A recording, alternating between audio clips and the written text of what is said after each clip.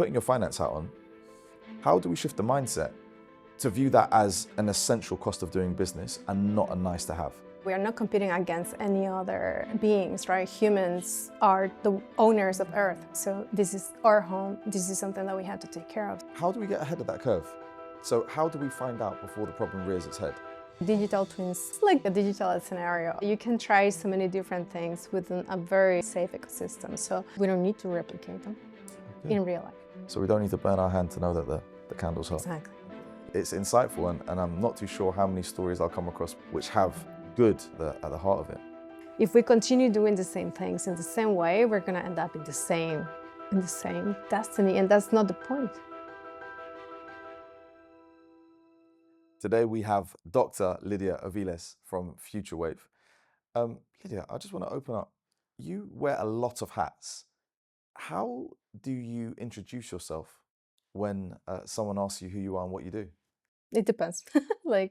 So in this case, for example, Futurewave, I'm managing partner, so that's the perfect hat. And then it depends if I'm doing some pre-policy, I'm an EU expert, or if I am, I don't know, in the EU for Climate Pact Ambassador, that could be potentially as well. Sometimes I am the first daughter, the first granddaughter. So it depends on the context. Exactly. And how often do they cross over? They look like, but they never do. They are usually complementary. I guess I wanted to start off by talking to you about sustainability and private capital and innovation, seeing as you sit at the intersection of all of these. It would be really interesting to know how you think, in the face of AI becoming more and more prominent and the resource requirements for it from a energy and a water perspective, how you think that we're going to be able to balance the demands for AI with the demands for sustainability. So I think, just to go around some of the questions, I guess sustainability as such has become from the very beginning, before there was a wording out there and a trend. For me, it was more like a hard type of thing of how to take care of the planet.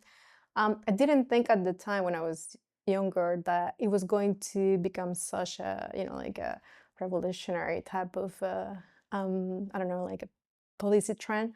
But I also noticed in the different disciplines of foresight that it was going to be needed at some point. And then I personally didn't think of that as doing something for the future. I was just getting to there because I liked it, because I loved it, because all of that. So eventually this brought me to innovation on its own. It was more like a evolution behind the things that I was learning and the things that were coming around that. And then with time, it brought me to finance, because it's kind of like where some of the things are triggered and here and there. I was already very into policy. My bachelor, it's in international relations, so that was kind of like my first ground to to experience a little bit of policymaking in a way. And then eventually, with the business and the master's in business, and then eventually I had this doctor of finance. It's kind of like an evolution of things, and I never saw things to be separated. In my head, they are all connected, and I think this is why I felt that it was just another step, like my logic. I got you. So the starting point of your focus in sustainability has been your passion for sustainability and environmentalism, would you say, right? I will say, yeah, I mean, that's the wording, right? But for me, it's more like taking care of your home. Sure. So it's like, I always believe that, sorry to say, but we are not competing against any other beings, right? Humans are the owners of Earth. So this is our home. This is something that we have to take care of. So that was like, for me, it's just natural and normal to have it. Where we're now kind of juggling this reality of AI becoming a core pillar of tomorrow, if it's not already today, do you feel almost at odds with your passion to remain sustainable and to just sort of take care of your home, as you put it, given the requirements that it has and kind of like what it draws from the world? So I think there is a if I may say it. There's a misconception sometimes in between industry, right? Sure. One of the things that I advocate a lot is the SDG 17, which is partnerships and collaborations. Uh-huh. And this, what kind of like a little bit passion behind that is because I noticed being from different sectors, like I kind of like got into corporate from aviation, Sure. and then I transitioned to global energy. Both of them were global, but the fact of going through kind of like transport and aviation is a very regulated, like highly regulated sector, and then energy, which is obviously also regulated, but the transition from one to the next, for me, was more like, again, like a step forward or something like that. But I noticed that the sectors don't speak with each other. And this is a big problem. And why is a big problem? Because the misconception of thinking that AI cannot be sustainable, it's very out there. Yeah. And it's true in the sense of nothing is sustainable by the fact. You have to make the effort for that. But you need to know where is the problem first in order to make it sustainable. Now we have identified the problem, and good thing is that, okay, let's say we have a sector who is thinking like, okay, we're going to attack because of that problem. But the reason to identify those problems is to actually mitigate them and make it better. So being in the intersection for different sectors in my a lot, I don't know, like privilege or very lucky behind that, is that I can see parallels of how they are working in different stages. So right now we have that problem, but I already know that the companies are mitigating these things and they are trying to make it and compensate and going after that, because we also have the problem where some things are either sustainable, etc., or you have net zero, which is not the same, right? Sure. So right now, let's say we are in that phase where we have identified, and now the companies that are around this, they can mitigate it, so we can arrive to the net zero at some point, and then carbon neutral, and then, but it's a step-by-step thing. Sure. And it's a parallel, like, partnership It's a type of thing. Yeah. So it doesn't go on its own, and like it has different verticals that we need to consider. So you've mentioned the fact that businesses are working preemptively on these problems. Are you able to give me an example of some of these problems that we're seeing companies like starting to address? Because you also mentioned regulation, and I'm guessing that the problems that they're solving now would then also become the things that are susceptible or subject to regulation. Okay, maybe we can, let's say, like, I like to do a lot of reverse engineering, and this is something sure. that I love doing. So let's say identifying the problem, and then it's like how to mitigate it, right? Sure. But then you cannot really identify a problem if you don't know what you're looking for.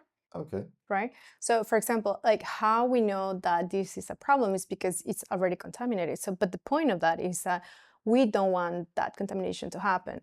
And then we do reverse engineering, how we can mitigate that, and then how we can find solutions for that. So policymaking in as such, I participate sometimes as a pre-policy expert in the plenaries for the European Commission. And this is just like typical advice from different experts that they come around to give. And I was part of the AI safety and the AI Act. Oh, brilliant. One of the many, I'm not the only one, of course. But the point of that is that I'm not showing off. I'm just telling you the concept and the. That's okay. Show off. This is your platform. This context. is your time. But the point of that is that it allows us to see what the policy behind the sustainability is already looking for. So like this, all the companies say, "Oh, I think we already have that, and we already have that, and then we already have that." So you hear a lot of the industry experts that are already on the session saying, "This already exists, but we didn't talk to each other." So they were not. One, sometimes they are not reporting it, or they are not simply, they thought it was like a secret trademark, or they just thought it was like, we're doing good, so what we have to say it. So it could also be like a miscommunication. So I can give you an example. Let's say you probably heard a lot about energy storage, right? Yes. So and also there is like energy storage for cooling. So it's not only for heating, but also for cooling. So the point of that is to use the same resources until for many years or cycles or whatever. But most of the let's say at the beginning, the policymakers on its own, they didn't know, but it's not their fault. It was not communicated. So now we have these Genesis technologies exposing themselves correctly, and now it's obvious for the eye to say, oh, if we're gonna not only produce sustainable energy or clean energy, but we are gonna save it so we can reuse it. And like this, once it goes to the grid, it doesn't go out. right? So this is a little bit like we don't lose it, but cooling is happening, and so many other things like. Essentially, what you're saying is you can bed in sustainability into the solution for the problem that we've been able to identify. Okay, cool. And so you mentioned something there, which is about we only know that there's a problem that occurs when contamination occurs. Mhm. How do we get ahead of that curve?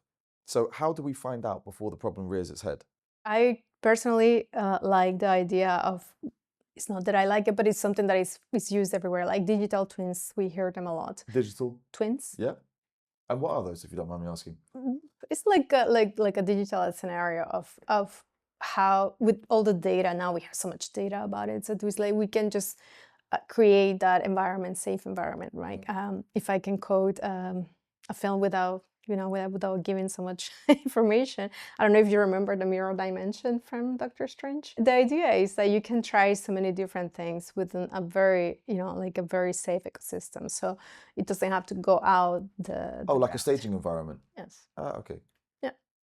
There you go. And that is where we'd be able to identify the contamination without there being real world. Exactly. Ah, okay. Because we already have those things happening. So we don't need to replicate them in real life. So we don't need to burn our hand to know that the candle's hot. Exactly. Okay, okay, cool. I hope. And so we've spoken a lot about sustainability and how we solve these problems. Now, putting your finance hat on, Mhm. would it be fair to say that this is work that will be considered to be part of the cost center? So is it revenue generating to solve these problems with AI, just for this example? How do we shift the mindset? Because let's be honest, nobody likes to increase their cost base, right? Yes. How do we shift the mindset to make leadership in finance and capital, and not just private capital, but just generally, to view that as an essential cost of doing business and not a nice to have? Nice to have. All right. I think most of the things are um, pride related to, sometimes we are too proud to say, oh, we did a mistake, or, well, we had to change something, and we have been too complacent with different things. And the cost center is not really cost if you evaluate correctly. So, for example, I was involved of the sustainability reporting structuring at the time, and then it has been deployed across the world. But the thing behind that, or the idea, was that in the long term, and now it's not that long, now it's less because we have advanced so many things. In the long term, the idea was that you will recover that, and not only recover, but you will also benefit from that. Now we see a lot of businesses that they have reduced their costs because sustainability activities, and across the different, like, for example, going back to the energy part, when you have an energy storage activity within the energy sector, Sure. you end up saving energy, so you don't waste it, because once it enters to the grid, it doesn't get loose by its own. So that's just, like the typical example of this, but it can go around different things. I mean, like, just the fact that we have stopped using things that are damaging, we don't have to clean them after because they are not, Okay, that yeah. setup. So there are a lot of benefits that probably sometimes the cost center at the beginning, it's just to map them down. So you create the mapping around it, and then you see, like, like, what are the things that are really need to change. And this goes from a personal level, from an industry level, from a global setups, and so on. Now, if we go a little bit more industrial in the sense, right? Yeah. We have seen how many, like, regions have activating a lot of funding for that. So if you want to transition as a company, whatever type of company you are, you have access to those fundings. But the problem, again, is that most of the companies don't know this. And then when they go through typical consultants, there is, like, this cost center of the consulting in between, and then there is no benefit because probably that expertise is not well known within that ecosystem either. And then you have that situation. But then one of the amazing things today is that you have information in your hands. So I will, if I can say, advise to find that information, like whatever you're looking for, or the companies are looking for, they can find that. So it's not a cost center. It's more like an ignorance of how to get there. So in terms of how this shapes your thinking now at Futurewave, Mhm. tell me about how that bleeds into your day to day. So when you are Mhm. undertaking the activities that you do. Let's say some of the things that we do is like, or we have become, thanks God, we have become a reference for flagships in Okay. Europe. So we identify technologies that are not only transitional but also next generation, which is very different from other, let's say, vehicles out there. But for us, it's more about like creating the future of the future in a way, right? So we already like assess what is the policymaker actually looking for, and we just draw it backwards instead of pushing it. So we create value around them and we connect the dots in between the different industries that some of the things are needed. So this is one of the problems with startups in general. Like they only assess what they want to give, which is good for to start with. Sure. But there is like they face a wall at some point. So what we do is that we expand their ecosystem options so they can not only serve one part but also many, because they are probably solving something that everybody needs. That's the idea. Okay. So it's almost like um, seeding the solution in other markets beyond where they had perhaps initially envisioned. And if you don't mind me asking, can you give me some examples of like where you've done that and how it's manifested? So let's say one of the flagships that we're very proud of, that we like identify very early on, it's we concentrate a lot of smart infrastructure. So one of those was a new innovation, let's say, for the rail systems. Yeah. We know that the rail systems in general haven't really got any type of new developments. So we thought like, okay, this is interesting, but we heard so much things and we did our like evaluation and etc. Like we heard so many ideas behind like levitating trains, and we were like, yeah, that requires a lot of crazy infrastructure, and then that the cost in there is like insane. But the interesting thing about this company is that they not only it's not only the future, but they also created something that is transitional. So we can use the same infrastructure, but the rails on its own are going to be levitating for different reasons. And this is one of the reasons, is saving energy. Yeah. So it will go on its own, and also is saving waste. So that's like crazy for standards. So the levitating trains you've actually scaled into other markets? Yeah, so that's the thing. So they, of course, they are doing their own work. It's not like we are magically doing much, as the team is amazing, and their CEO and the founders, etc. But some of the things that we notice is like, okay, this is needed in freight, for example, Yeah. and cargo, etc. So there are like so many different platforms that this could be activated. So we have like help them to navigate the other type of markets. They probably have them in their agenda, etc., but we help them to put them out there directly and to be seen by the right people, because that's another problem. Sometimes we have a lot of startups that they are amazing and they can solve so many different things, but if policymakers don't know that they exist, and also like investors don't know, they go like nobody sees them and then nobody reacts on that. Okay, so it sounds like with the vehicle, value add is kind of front and center of Yes. your value proposition. Mhm. Um, it's something that so many funds and vehicles do shout about doing, but it doesn't seem like there's anyone who does it quite as at the forefront of their offering as yourself. What is it that made you guys put that value add component as being the thing that you hang your hat on?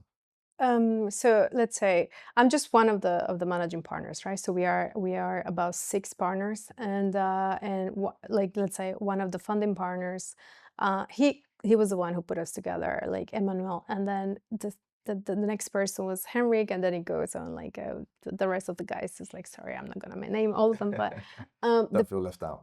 exactly, they are doing amazing work. The thing there is that like one of them had the idea, right? And then eventually we kind of put it together like a full strategy type, and we were like assessing again with the reverse engineering what is missing here? Like how we get to the other side. And it's like, now that we know to create, we want to create this, like this vehicle, like how we can make it successful, and not only for us, but for the people that are going to be with us, and like-minded people in a way.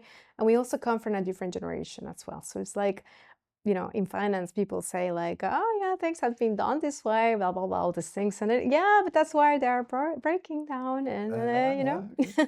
but the idea is to solve that problem, right? So like this, we can not only offer a good solution, but a real one for the future things. Like, I mean, we are there's nothing to be done as it was before, because we are in a completely different market. So if we continue doing the same things in the same way, we're going to end up in the same destiny, and that's not the point. So for yourself, is this also a core principle of you as a professional, in terms of, okay, I don't just want to give people just what they ask for. I kind of want to exceed the expectations and start bringing, new things to the table, which, are outside of what would be considered to be standard. Is that something that you bring yourself as a professional day to day? I hear sometimes people complaining about this, about that. It's normal, but you have to create the solution. If you identify the problem, it's already 50% of the solution, Sure, they say, yes, right? absolutely. So it just, you have to do an extra mile to find that balance, in my opinion. And then I think it's also like, I don't know, like I really identified that complacency, it's very dangerous. And then I don't know, like I come from a background, like a religious background. My father was a pastor, and then one of the references there, Bible based, is like, you are like, if your master is asking for something, you shouldn't be just content with giving, that's it. You could do more. Sure. But this, you find that in every religion. It's not just, one thing. So, and even if it's not religious, it's like ethics and morals and all that. So it's kind of like foundational to have that from maybe people didn't have it early on, but you can always learn it. So almost like a compulsion to outperform. Yeah, but in a fun way. Like, this thing about like the wise finds pleasure in wisdom. Yes, yeah. Right? So there is nothing wrong if you're doing something right. And then it's amazing if you find pleasure in doing that, because it's like, it's something that is productive and it's going to reward you like nicely. Even if the people that you're doing that for maybe don't reward you, life will always reward you. This is something that I had to learn myself early on.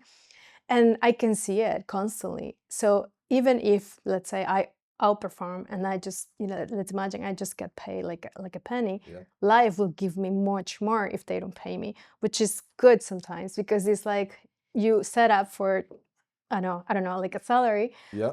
And if they don't pay you, hopefully it's not the case because there's a lot of problems, life will pay you double. So almost energistically, even if not financially, you're Yes. you're destined to get that reward. Okay, no, that's a very refreshing perspective, because in private capital it can be quite transactional. It is. Yeah. And it's brilliant that your positioning comes from places of passion. So sustainability, the value add. It's insightful, and I'm not too sure how many stories I'll come across which have good, for lack of a better term, centered at the heart of it. We've spoken about some quite deep and intense topics, but we're going to break it up with a little bit of fun now with a game called This or That. Now, I'm going to read out two opposite statements, and you have to choose one. You're not allowed to explain. I'm going to start off with what I expect to probably be quite an easy one. Public markets or private capital? Private capital. Growth or profitability? Profitability. Valuation or vision? Vision.